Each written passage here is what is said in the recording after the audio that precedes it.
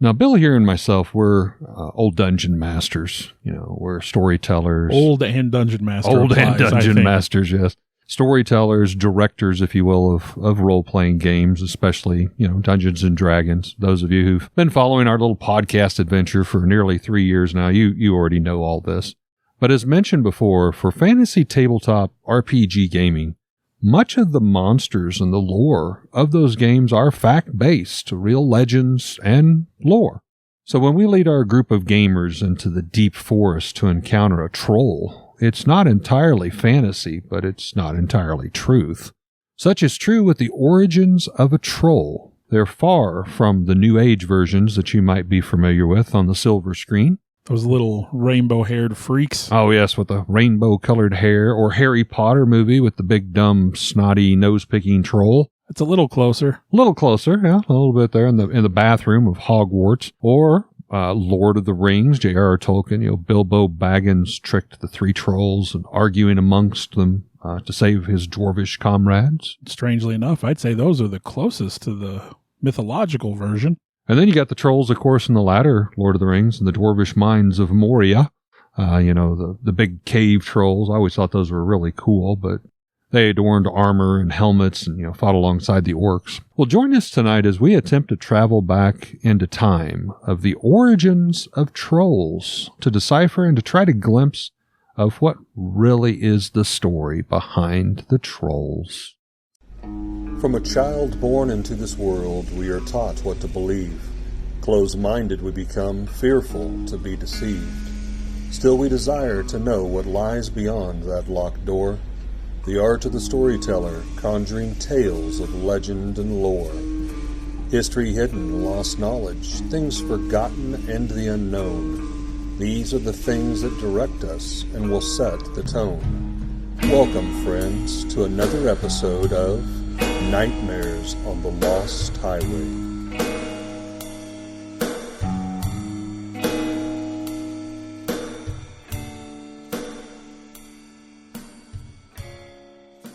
Here a troll, there a troll, everywhere a troll. Unless you've been living under a rock like trolls. Or a bridge. Live under a bridge. Well, the trolls that we're talking about tonight, you must admit, trolls have become quite famous recently. We've already mentioned movies, Harry Potter, Lord of the Rings, the troll animation movies by Pixar, big colored mohawks. And, then we go back, how about the German folk art trolls? Some of you might remember your grandmas or grandpas having some of that. Hard plastic troll dolls that looked a little bit more menacing, a little bit more realistic to some of the stories. The earliest recognition of a troll in my personal life has to be I didn't realize it was this old, but the 1800s bedtime story called The Three Billy Goats Gruff. I'm sure it goes back further than that, doesn't it? Well, actually online, that's what they said it was probably first written down. Okay. I was going to say, that seems like a really old story, probably but yes. Past word of mouth. Heard the Three Billy Goats Gruff repeatedly growing up with the troll under the bridge. Yeah, but 1800s, it goes back quite a ways.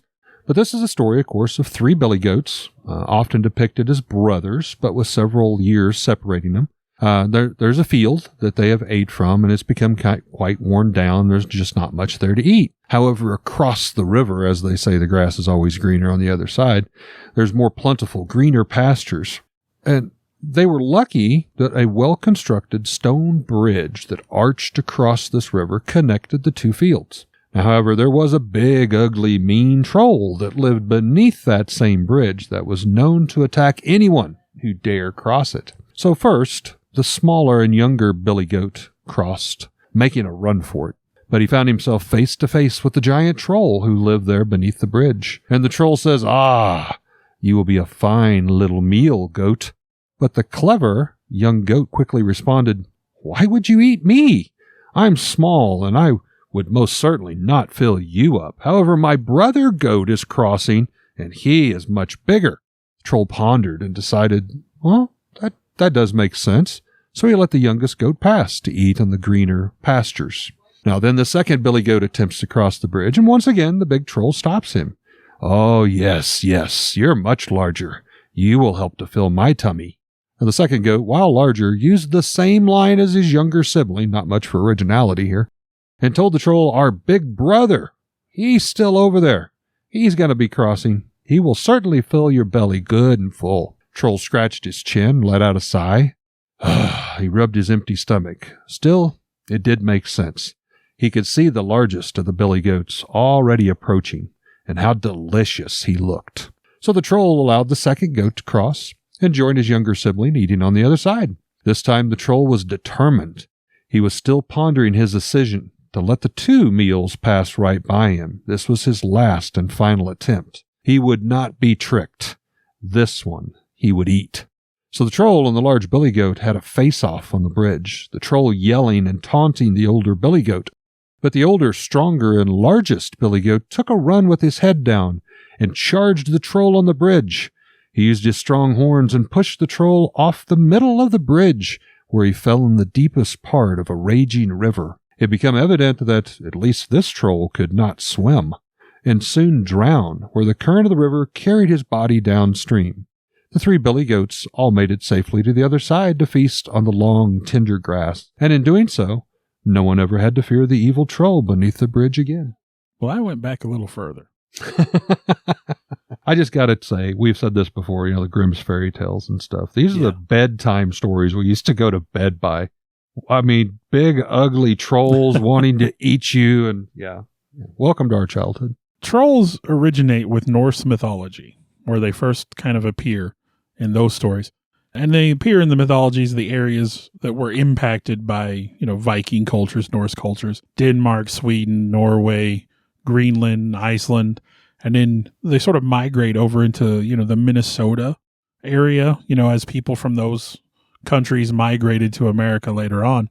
They really start as part of Norse mythology. Now, depending on the source of the story, the location, trolls do vary in appearance greatly. But typically they are described as ugly and slow-witted, but there are stories where they do appear to look and behave almost exactly like humans, with no particularly monstrous characteristics at all. Now, with Norse mythology, troll was a term applied to the Jotnar, which, when we talked about Ragnarok in an earlier episode, we talked about Norse mythology. We talked about the Jotnar. And, if you've seen the Thor movies, Jotunheim, which I found out is an actual location, by the way, over there in Sweden or Norway, one of the two. There's actually a Jotunheim National Park. Oh, wow. So, home of the trolls. But the term Jotnar is mentioned a lot throughout the Old Norse stories. And according to the Old Norse sources, trolls are said to dwell in isolated mountains, rocks, and caves. Now, there are other trolls that dwell in forests and down by the sea, but the most common troll is your mountain troll, your cave troll, your rock troll up in the mountains. Now, they will sometimes live together as father and daughter, mother-son groups, or in small family units. They are rarely described as helpful or friendly to human beings, and in fact, a lot of stories say that they have developed a taste for human flesh. Oh, yes. So, now, they are described as a sort of aboriginal or primitive race. They have oversized ears and noses with hairy tails, and their ears have little tufts of fur on them like a lynx ear, just kind of pops up. Some are known to practice powerful evil magics or sorcery, and they've got a lifespan that's about 1,000 to 2,000 years in length. A good description from the time frame comes from the Prose Edda book Skaldskaparmal, which describes the encounter between an unnamed troll woman and the 9th century skald Bragi Boddason. Now, a skald, if you're not familiar with the term, would be like a Viking bard, sort of a warrior poet kind of thing. Now, according to the tale, Bragi was traveling through a certain forest late one evening when a troll woman aggressively asked him who he was, and in the process she described herself. "They call me a troll, moon of the earth Hrungnir, wealth sucker of the giant, destroyer of the storm sun, beloved follower of the Cirrus, guardian of the Nafjord, swallower of the will of the heaven." Bragi responds in kind, describing himself. But that's just sort of how this troll woman describes herself. Of course, in the Old Norse terms, there's a lot of overlap, a lot of confusion. What's a troll? What's not a troll? There's a lot of words used to describe these beings. The Jotun, the troll, the Purs, the Risi. These are all words that describe beings that are troll-like. Now, some experts theorize that these were 4 distinct classes. We had the lords of nature, the Jotun, the mythical magicians, the troll, the hostile monsters, the Purs, and the heroic and courtly beings, the Risi, with the last ones being the youngest to appear on the planet. Others call this theory unsupported by any convincing evidence. with experts highlighting that the term is just used to denote various beings, such as Jotun or mountain dweller, a witch, an abnormally strong or large and ugly person, an evil spirit, a ghost, a blamoor, a magical boar, a heathen demigod, a demon, a brunmigi, or a berserker. I mean, they have tons and tons of words to describe primitive, savage, monstrous things. And so the word troll is really comes from Norse mythology, but it really isn't home there. You know, it's could mean a lot of things. I found the word troll actually doesn't appear in written form until about the 12th century. And that was at the end of the paganism and you know, the region after about 100 years of Christian influence, even before it was written. But I found some, and I did not know this, but going back more into, again, storytelling, word of mouth, troll was almost like a general term of the boogeyman. Yeah. There were even groupings of creatures, and I know you were touching on them, but like witches, vampires, werewolves, to some cultures would be thrown under the terminology of a troll. It was just kind of a catch-all for those creatures you couldn't explain. And they think that maybe part of the reason why that word came up was, of course, with that push of the Christian religion and influence. If you were in town and were talking about a witch or a vampire, that was enough to get you killed. Oh, yeah. So if we use a newer term that could kind of collectively describe those, we might be able to get away with talking about it. So to some of the people, it was a way to keep the stories alive where almost certain words were censored or illegal to even use. So I thought that was an interesting, but I did not know that until I did the research for this. Well, as we progress through time and we travel a little bit, in Scandinavian folklore, trolls became more defined, and they became their own particular type of being. Now, trolls were first said to appear in Sweden during the Iron Age in the form of giants, and these trolls were described as big, ugly, and hairy, and they lived inside of mountains, and they generally were said to have some sort of social organization, unlike the Ra or the Nak, who were said to be solitary beings. Then trolls chose to live far from human habitation and were not Christianized. So going back to what you were talking about a moment ago. Mm-hmm. And since they weren't Christianized, you know, for those that encountered them, they were sometimes dangerous, especially considering that a lot of stories talk about how the trolls were known to drink the blood of Christians. Sweden sort of resisted Christianization a little bit, and I think some of that bled into the troll lore. Bled into, no pun intended. And it did become part of that. And now trolls in Sweden, as you know, the Scandinavian folklore here, they did display a habit of kidnapping on a regular basis, and they would overrun farms or estates. You know, they were monstrous, and they knocked down churches. They hated the sound of church bells, and it's said that that's part of the reason why there aren't any trolls in Sweden anymore. The church bells ran them out, or at least ran them into the undiscovered hidden corners. Now, sometimes when people in those regions would find big rocks in the forest that just didn't look like they belonged, they would say they had been thrown there by the trolls, either in anger or as a result of the battles between trolls where they would hurl monstrous boulders at each other. Now, a lot of the stories do tell that trolls they're usually very old, very strong, but they're also slow and dim-witted.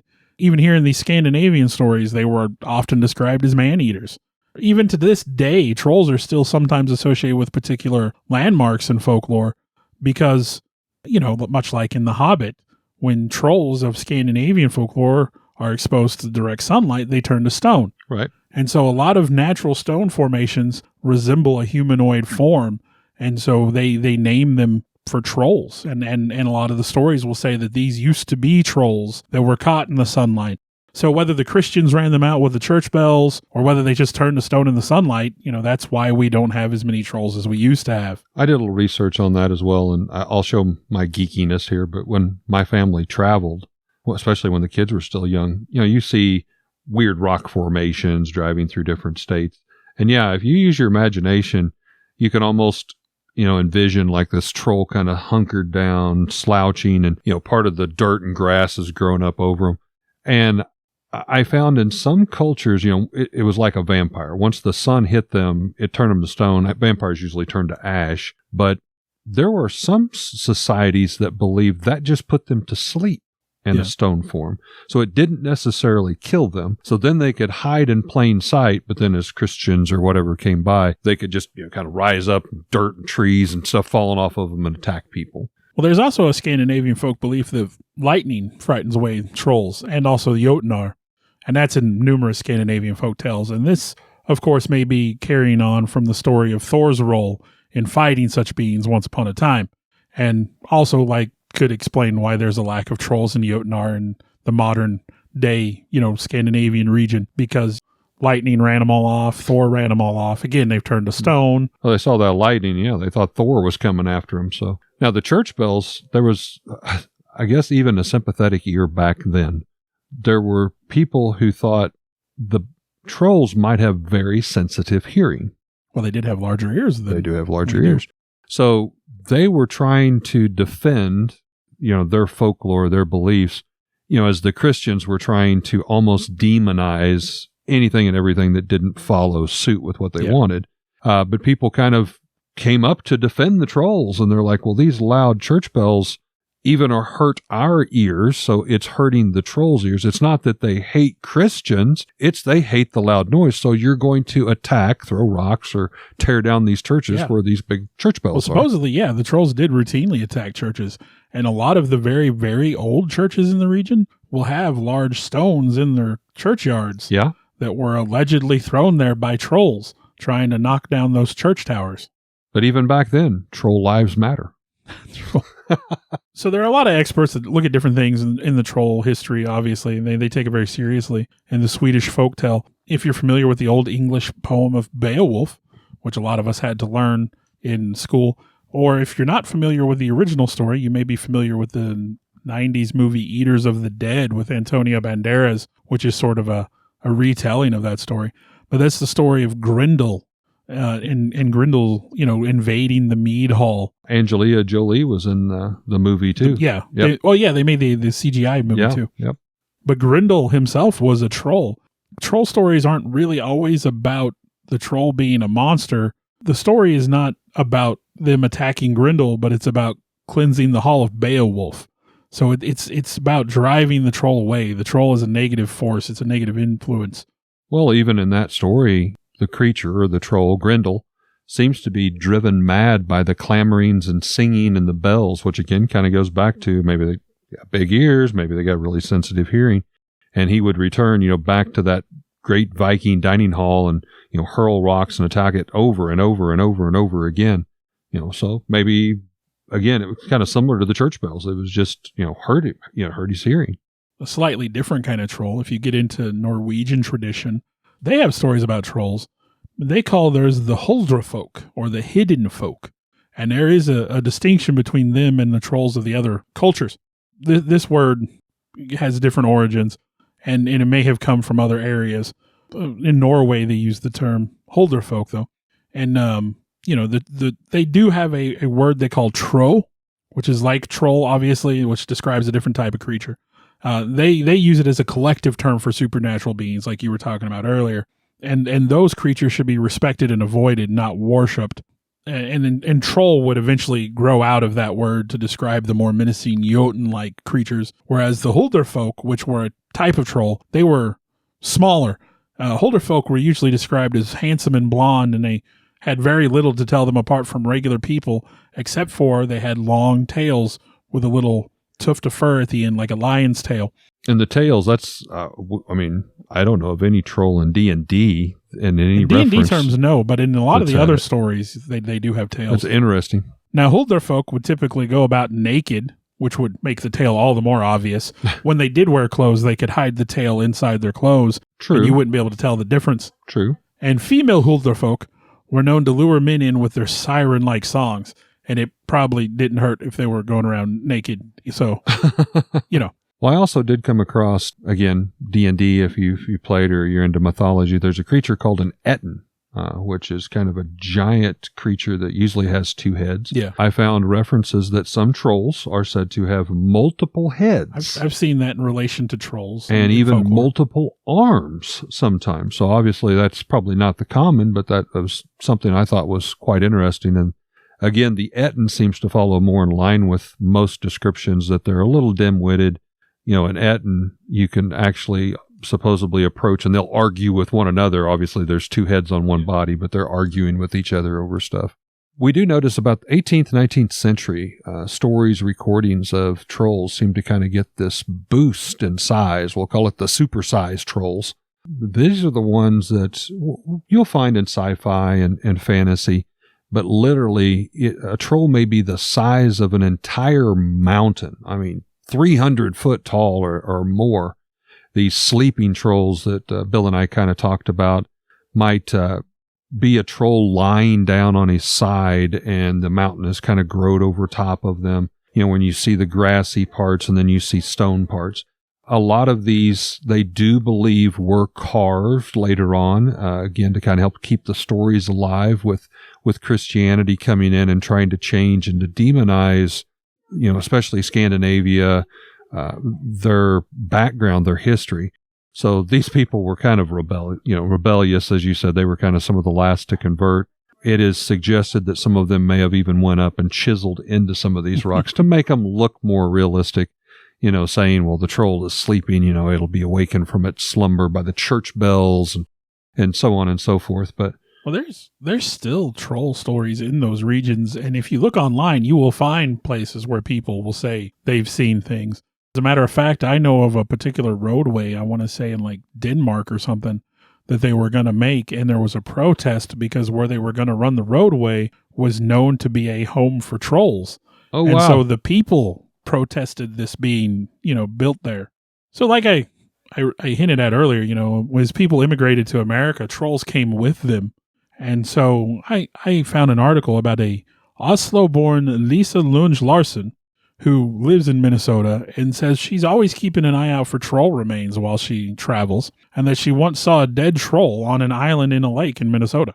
And she said, honestly, there was this island, and there I saw this big dead troll. When they die of old age, you know, they turn into these tree root things that are part stone. So again, when a troll dies, you might not always know what you're looking at. And she also has an eye from a dead troll that she found while she was swimming with her son in Lake Superior, and that she carries it around with her while she's telling her tales of trolls. And she says if you know where to look, troll remains can be found all over Minnesota in piles of rocks, burst trolls, gnarled tree roots, ancient trolls, and strange land formations. Dead troll bodies laying down had turned to stone. So this eyeball that she discovered, I assume, would maybe just look like a round rock if you didn't know what you were looking Probably, for per her. But she says that Minnesota is great for troll sightings, partially because of, you know, the people that had immigrated there, but that also because the land is a lot like the Scandinavian landscape. And so trolls could easily have migrated to Minnesota by wandering from Norway to Iceland, from Iceland to Greenland, and then just, you know, a hop, skip, and a jump across North America to find a place that looked like home. So there was a rather unusual story that took place in 1919, again over 100 years ago, that revolves around the experience of a teenager named Harry Anderson, which I'm going to assume is not the Harry Anderson of Night Court fame. Now, Harry and his family had gone out for a leisurely drive in the family's new Model T Ford. That's a phrase you don't get to use very often. And it was a relaxing summer evening. They had no destination in mind. They were just going for a drive. They were enjoying this newfound freedom. About 10 p.m., while they're heading back home down a stretch of desolate, primitive highway, the family car breaks down in the middle of Highway 25. Harry's dad gets out. He checks under the hood. He realizes they need oil. So he sends Harry up the road with an oil can to see if he could find someone that'd be willing to part with some oil. Now, his father stayed behind with the rest of the family in the family car. You know, he's be the man family, take care of everybody. Harry walks alone in the dark until he comes upon a sign that reads Barron, Wisconsin. So Minnesota, Wisconsin, you know, that kind of country, part of the country. Now, Harry realizes when he sees this sign, they're still like 60 miles from home. They still got a long way to go. So he keeps walking, and he sees a farmhouse in the distance. Now, he cuts across the field to shorten his trip, and he gets some oil from the farmer. He explains the situation. The guy gives him some oil, and he's heading back down. As he comes out of the field and back onto the road, he notices something coming towards him in the dark.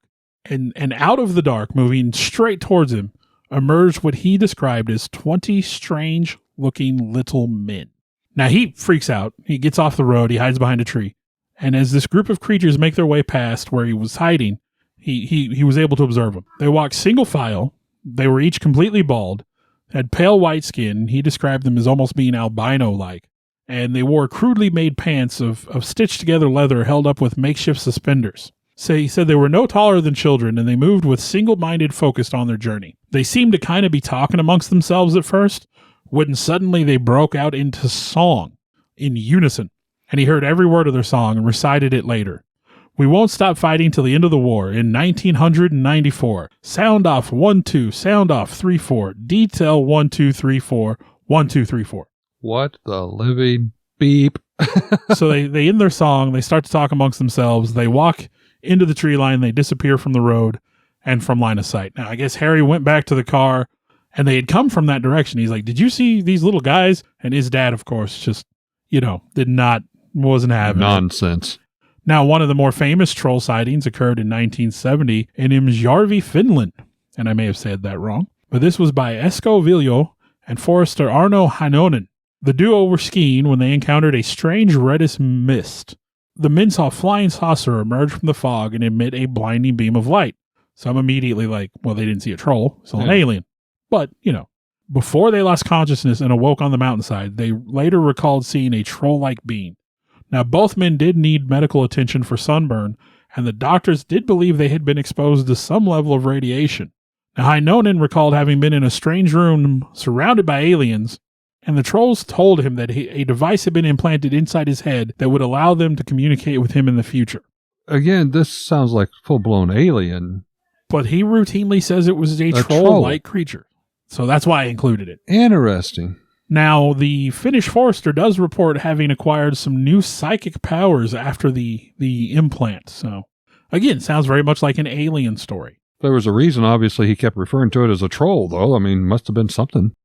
Now, there's another story that happened closer to home here in March of 1955. And this is your classic Trolls Under the Bridge story. Oh. This is in the Ohio Valley region. There's a lot of people in the area that first heard it from their parents. But it occurred early in the morning around 4 a.m. near Branch Hill when Robert Honeycutt, a businessman, was driving home, and he saw what he described as 3 man-like trolls kneeling on the side of the road. They described them as about 3 foot tall with gray skin. They seemed to be wearing tight-fitting gray clothes and had, or their skin appeared to be like that. They had frog-like faces, long, slender arms, normal eyes but no eyebrows, and oddly seemed to have lopsided chests, whatever that means. Now, one held a dark object which emitted blue flashes between its raised arms. Honeycutt tried to approach them, but said he must have lost consciousness because the next thing he knew, he found himself driving to the police station without remembering what had happened at all between walking towards them and waking up driving on the road. There was an FBI investigation that followed up, and a guard was placed on the bridge just in case, but the trolls were never seen again. Now, again, to me, that sounds more like an alien thing, but I think I've said in earlier podcasts, and I say quite often, I feel a lot of folklore does kind of bleed across those boundaries. You talk about fairy tricksters stealing babies. I mean, alien abduction. Yeah. And so I just wonder how much of the stuff. Even fae, how, the old fairies and stuff, abductions and that kind of. I wonder how much of this stuff kind of bleeds across. Just kind of reinvented. And then, of course, the most recent sighting happened just a couple of years ago in Colorado, where a local woman, Vivian Gomez, woke up to see a small troll-like creature walking away from her front door down her driveway on her security camera. Now, I've seen this video multiple times, and let me just say, Master need to give Dobby a sock, because this thing looks just like Dobby from Harry Potter, and it looks to be completely naked to me. But it is a weird-looking thing. I don't think it's a kid, I'll tell you that. Whatever it is a strange-looking little creature. And a lot of these report, we're not getting into the giant trolls of legend and lore, but this all started out with us talking about like, hey, we want to do this creature, we want to do something. And you said, well, let's look at Dungeons and Dragons. Mm-hmm. And I had troll written down on the list already. Now in Dungeons and Dragons, you have your troll as kind of a larger than a man-sized beast with sort of a long nose, green skin. They're susceptible to fire. Big kind of forehead protrude. Neanderthal characteristics. They regenerate when hit. So, unless you burn them with fire or acid or something like that, they're almost impossible to kill. A lot of them have pointed ears, kind of reminiscent to Elvish, When I think of them, I still remember the old first edition AD&D, that black and white picture that kind of, they're all hunched over. Yep. You know the one I'm talking about. Big warts or growths on them and stuff. Bill, please tell me it's time for headlines.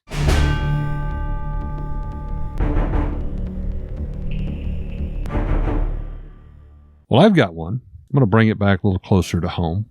July 20th, 2022. not all that long ago. A second troll sighting has been made in the city of Springfield, Illinois, not too far from us, with hundreds, if not thousands of people as witnesses and numerous photographs and videos. I think I know where you're going with this. It was back in 2021 when the first troll was spotted by hundreds of people in what is now known as Lincoln Memorial Gardens. Almost exactly a year to date, July 2022, a second troll was again spotted, this time by even more people. These trolls were not aggressive at all. As a matter of fact, they were both given names. The 2021 sighting was given the name Soven, which is Danish for sleep, which is how they found him. He actually looked like he was just leaning over and sleeping. The 2021 troll was also given an affectionate name of Echo. ACO. I'm not sure I'm pronouncing that correctly, but it means defender of mankind and one that helps. There are actually hundreds, if not thousands, of photographs taken of both of these trolls, even with people leaning up against them. Heck, you can even go there today and visit both of these trolls. I guarantee you they're going to be there. But before you get your hopes up and you're packing your suitcase, these are pieces of artwork done by local students of the Springfield Art Association. They are both sculpted of wood to hold up in the outdoor area and the gardens, and after being created, they were moved to the site and then reassembled. It took the students right at 15 hours to reassemble each one of the trolls that are there now in Springfield, Illinois. They were happy to be given a woodland guardians to add to the already beautiful memorial gardens there of the city, where they are to meet and greet and provide some great photo ops for visitors. I'm getting into this clickbait stuff. To be honest, when I was doing my research and I did my internet search, everything I found was about these troll art installations. And I remember one of the first ones I ever saw a picture of was a troll under a bridge in Seattle, which was a really neat looking piece of art. It was a full big sculpture, and it looked like he was kind of like holding up the bridge and like he was trying to get comfortable. And I guess they've got these all over the place now. For my headline, I was scouring the internet and I was looking for troll sightings, and I'd already hit the big ones and I couldn't find, like every time I would do a troll sighting, I'd be like, oh, troll sighted in New York City. And I'd be like, really? Click. And it would be another art statue or art. Yep. And in Minnesota, you know, they've got them all over the place. I thought, oh, well, Minnesota link. I mean, they actually see trolls up there. Well, they see statues. There's apparently a walking path somewhere where it's just troll art in the woods and you just walk through. I've seen a commercial recently. It may have been the one in Scandinavia that you referenced.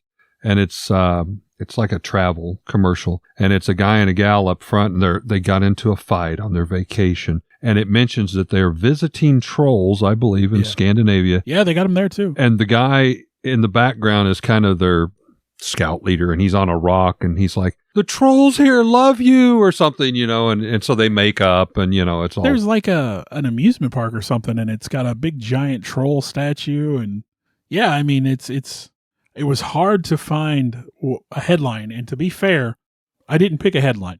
I'm going to do a couple of movie reviews real quick. Oh, it's like Siskel and Ebert for those of you who are old enough to remember. You tried to steal my thunder earlier, and I had to head you off at the pass. Well, he did. Don't talk about that. Don't talk about that one. There's a couple movies about trolls. And when I first found out about these movies, one of which I had to go buy immediately as soon as I could find it, and the other I watched with my son as soon as I could watch it. And I'm going to tell you, these two movies are written and directed by two different people, two different companies, but you could watch them back to back and almost believe that one is a sequel of the other. Yes, I agree. They're not bad movies. They're really not. So the first is Troll Hunter, a 2010 Norwegian dark fantasy movie. And it was made as a found footage mockumentary. You think along the lines of the Blair Witch or something like that. Yep. It was written and directed by Andre Øvredal. And right now it's on Prime Video, I believe, if you have a Prime Video account. I think that's where you can watch it. I bought it on DVD. I've seen the dubbed version, I have to admit. I don't like to read subtitled movies because I don't want to say I'm a slow reader, but if I find myself focused on the subtitles, then I don't really pay attention to what's on the screen sometimes. But to summarize the plot of the movie, a group of college students set out to make a documentary about a suspected poacher named Hans. The students follow the poacher in an attempt to secure an interview, and after following him into the forest at night, they see mysterious flashing lights and they hear roars, and Hans comes running back screaming, "Troll!" As they make their escape in Hans's Land Rover, it's there that Hans admits that it's not bears he's been hunting, but trolls. And at this point, the students decide a movie about a troll hunter would be much more interesting than a poacher. And so as the movie goes on, they have numerous encounters with trolls of all sizes and descriptions. The link to Christianity and them hating Christians comes into play. There's a scene with a troll under a bridge. You have a lot of these old tropes. These trolls are all larger than human beings. And at the end, this sort of part of the movie's climax, they encounter a gigantic mountain troll on a rampage. And I won't spoil any of the details about why. Now, of course, again, I said I listened to the dubbed version, so the voice acting is not great. But I think the movie visually is really, really good. Mm-hmm. And honestly, for a lower budget movie, the special effects are, I mean, they're good. It taps into the troll mythology from that region. It's not westernized. This is very much a European, Scandinavian, Norwegian troll folklore. Now, I enjoyed it. My kids really liked it. They thought it was good too. They we enjoyed it as a family. And again, if you're not watching a movie like this for the voice acting, you're watching to watch trolls attack people, right? Yes. And I really do think it covers a lot of the stuff we talked about tonight, as far as that. I can't recommend it enough. Like I said, if you've got Amazon Prime, you can watch it, with a subscription. I believe it's on YouTube. You can watch it there if you have a YouTube subscription. It's on Google Play, Vudu, or Apple TV, and I think it's less than $4 on any of them. So if you got a couple bucks and you want to watch a silly little movie about trolls, man, I recommend it. I think it's really good. Agreed. Now, the other movie I want to talk about, I consider an unofficial sequel to Troll Hunter. You could watch these two movies and you would not... I've seen them both. You would not say that they're not. Yep. This one is just called Troll. It's a 2022 Norwegian monster movie directed by Roar Ulthag. Now, for the plot of this one, a young girl named Nora is being taught by her father the mythology of trolls and their origins in the local mountains. Now, we jump ahead years later, there's a drilling operation tunneling through the mountains. There's an eruption that results in the death of several workers and protesters. They call in the girl, who's now an adult, and she's now a paleontologist.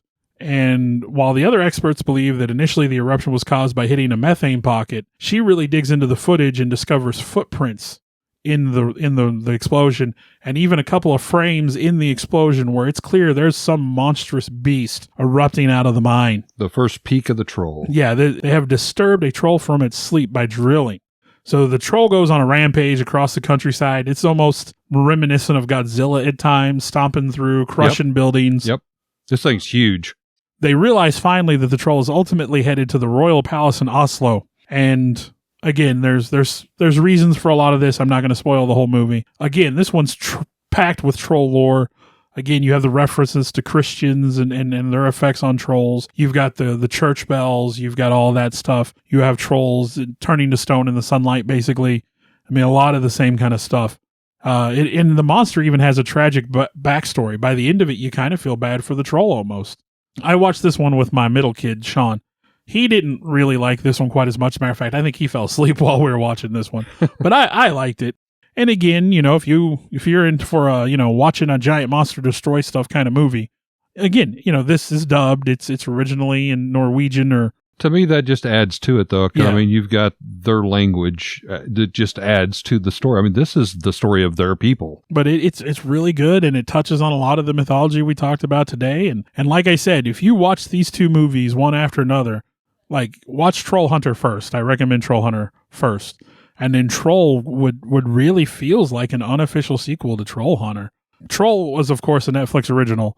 And so you can watch it with a Netflix subscription. I think that's the only way you can watch it right now.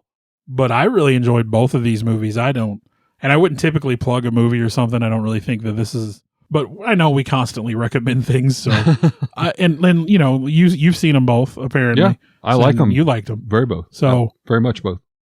So you're out in the woods, you're walking, kind of minding your own business, and something twice the size of a man comes tromping along. How are you going to react? Because, again, like with the lions, I think I'm going to panic. I got to be honest. I'm not smart enough to run, and I'm curious enough to stay. Well, so I would hide. What is your blood going to make you You know what I mean? Like good Christian blood there. Yeah. But I think I would have to hold back and shakily hold my cell phone camera. So hopefully I heard a story that could be vaguely troll-like that was related by a friend that was told to him by his grandfather, who was an immigrant from, over in that part of the world, where they had gone out on a field trip when he was a little kid back when, there was like one-room schoolhouses. And I always chalked it up as a Bigfoot story, but obviously his grandfather put a different slant on it. But as they were walking, they were just about to come out of the trees when the teacher had them all get down in the underbrush, and something much larger than a man walked through the field where they could see it. I did find a lot of places, even modern day, a lot of the researchers in the region are saying that troll sightings could actually have been their version of Sasquatch, Bigfoot or Sasquatch. So, well, I mean, they are very hairy. I won't say entirely covered by hair, but some depending on which lore and legend you want to go by. Again, we were just talking, so much of this could possibly overlap. Yeah. Well, we hope that we've given you a little bit to think about, and yet again, tip our toe into the wide realms of Dungeons and Dragons and some of the interesting things that you can truly learn from playing a game. It's an innocent game, by the way. Yep. About the monsters and lore and legend. Well, we thank you so much for listening. We appreciate each and every one of you. Hey, real quick, call to action. I think Eric would agree. We'd like to grow this. Nightmares on the Lost Highway. Absolutely. If you could, if you're listening on Apple, if you would go and give us a review and rate us. If you have some feedback, that's fine too. Whatever platform you're listening, follow us, rate us, give us some reviews. That helps get some recognition and gets our name out there. We do have a Facebook page, Nightmares on the Lost Highway. You can easily find us if you want to communicate with us. If you want to share some possibilities for future podcasts with us, reach out. We want to talk with you guys. Or maybe the 2010 movie Troll Hunter, followed up by the 2022 Netflix. No. Don't talk about those. Don't talk about those. That's my headline. Oh, my bad. I'm doing movie reviews this week. Oh, okay.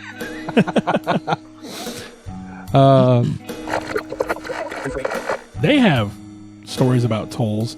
Tolls. They had frog-like flaces. I want to take a time to thank the people that helped bring this all together. Alex Tudor, you can almost call him our producer at this point. Sarah Tudor, who also helps with some of the technical stuff. I want to take a moment to extend thanks to Eric for letting us use his space to record in, kind of our makeshift studio. I, in turn, would like to thank Bill for, one, putting up with me and using this camaraderie to do something we both very much love and enjoy doing, and thank Bill's family for allowing him to spend all the time to work and clean up our recordings and present them in what you hear in the final terms, the final edition, if you will. And I'd like to thank all of you for continuing to listen. I know we've got some loyal followers out there. We do this as a labor of love, but we're happy that there are people that enjoy it hopefully as much as we do. Thank you very much.